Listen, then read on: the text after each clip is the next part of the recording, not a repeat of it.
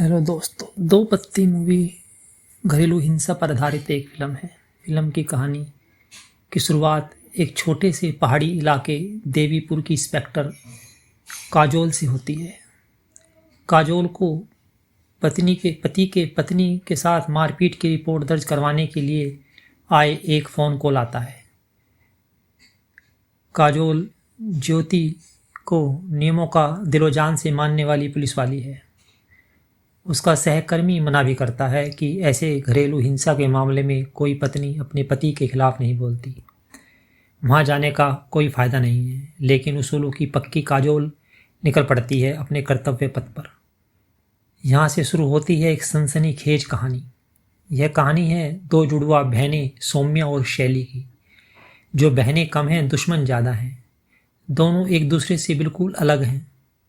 सौम्या जहाँ अपने नाम की तरह शांत, सौम्य और सहमी हुई रहती है, वहीं शैली बिंदास है।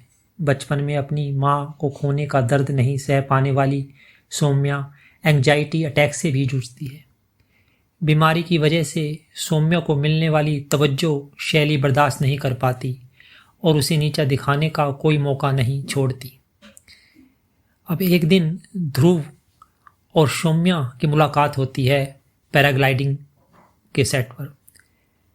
वहाँ दोनों में प्यार होता है। सौम्या पैराग्लाइडिंग करने से डरती है, मगर ध्रुव उसे पैराग्लाइडिंग अपने साथ करा देता है। फिर एंट्री होती है शैली की। शैली उससे उसका प्यार छीन लेना चाहती है और ध्रुव उसकी तरफ आकर्षित भी हो जाता है। लेकिन ध्रुव के बिजनेस में 1500 करोड़ रुपए का घाटा हो जाता है और उसके पिता एक बहू लाने के लिए कहते हैं जो हाउस वाइफ सिंपल हो, तो वह सौम्या से शादी कर लेता है।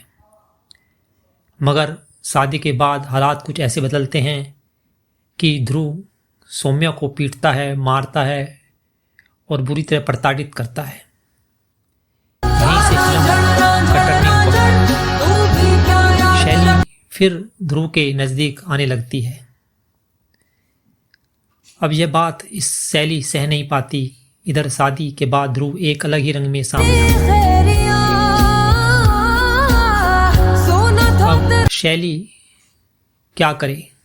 उधर काजोल उसको सौम्या को देखती है, उसका चेहरा सूजा हुआ देखती है, उसके हाथ पैरों पर घाव के निशान देखती है, तो वह उससे रिपोर्ट दर्ज कराने के लिए जबरदस्ती करती है। मगर सौम्या बार बार मना कर देती है कि ध्रुव और इसके बीच में कोई ऐसा नहीं है, हम दोनों एक दूसरे से बहुत प्यार करते हैं। मगर काजोल को शक रहता है और एक दिन सौम्या ध्रुव से कहती है कि वे पैराग्लाइडिंग करना चाहती है। होली के दिन दोनों पैराग्लाइडिंग करने के लिए निकल पड़ते हैं। मगर जब पैराग्लाइडिंग के लिए ऊपर जाते हैं तो वहाँ सौम्या का वो खुल जाती है, बेल्ट जो होती है पैराग्लाइडिंग की वो खुल जाती है और चिल्लाती है कि बचाओ बचाओ बचाओ। नीचे सब आ जाते हैं और काजोल भी आ जाती है, पुलिस भी आ जाती है, एम्बुलेंस भी आ जाती है और उधर उसकी बहन शैली भी आ जाती है। दोनों को नीचे उतारा जाता है तो सौम्या ध्रुव पर इल्ज़ाम लगाती है कि मुझे मारने की कोशिश कर रहा था।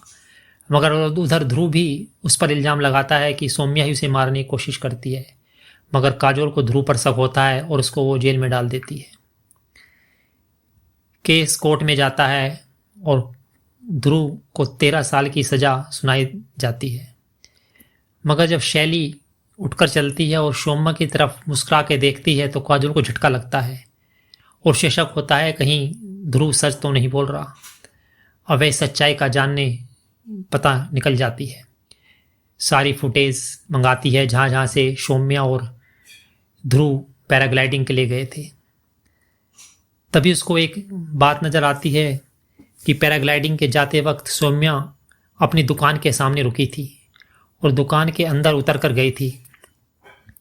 तभी उस बात का उसे शक हो जाता है और वो सब केस समझ आती है। होता है ये दोस्तों, सौम्या उतर कर गाड़ी से अपनी दुकान के अंदर जाती है और उधर अंदर से उसकी बहन शैली उन्हीं कपड़ों में होती है जो सौम्या पहने रहती है और आके गाड़ी में बैठ जाती है। और शैली ही ध्रुव के साथ पैराग्लाइडिंग के लिए जाती है और वो उसको ध्रुव को मारने की कोशिश करती है, अटेम्प्ट टू मर्डर, और अपने आप उसको फंसाने की कोशिश करती है कि ये मुझे मारने की कोशिश कर रहा है। नीचे उतर के आती है तो उधर शैली होती है, मगर सौम्या उधर से आ जाती है उसे देखती है, मगर काजोल समझती है कि सौम्या ही है।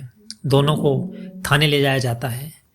थाने के अंदर दोनों बहनें एक साथ ही बाथरूम जाती है और फिर वहाँ से फिर अपने कपड़े चेंज करके फिर बाहर निकल आती है, जिससे कि उनके जो जांच होएगी तो उसमें सच सामने आए। अब काजोल सब समझ जाती है और गिरफ्तार करने के लिए शैली को उसके घर पहुंच जाती है, मगर शैली उसको अपनी आप बीती बताती है कि मेरी माँ को भी मेरे पिताजी ने अत्याचार किया और उनको उनकी हत्या कर दी।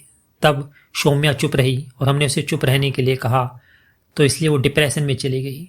मगर अगर हम अब भी चुप रहते तो एक दिन ध्रुव सौम्या को भी मार देता और कोर्ट के पास कुछ सबूत नहीं होते, क्योंकि वह एक मिनिस्टर का बेटा था।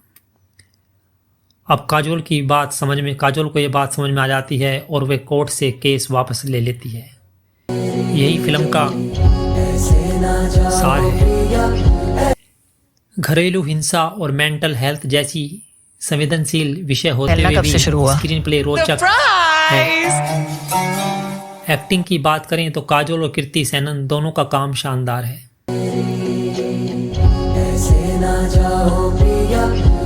शहीर शेख को अपनी डेब्यू फिल्म में दमदार भूमिका मिली है। सस्पेंस की चादर में लिपटी है संवेदनशील विषय वाली फिल्म एक बार जरूर देखी जा सकती है। वीडियो पसंद आए तो लाइक कीजिए।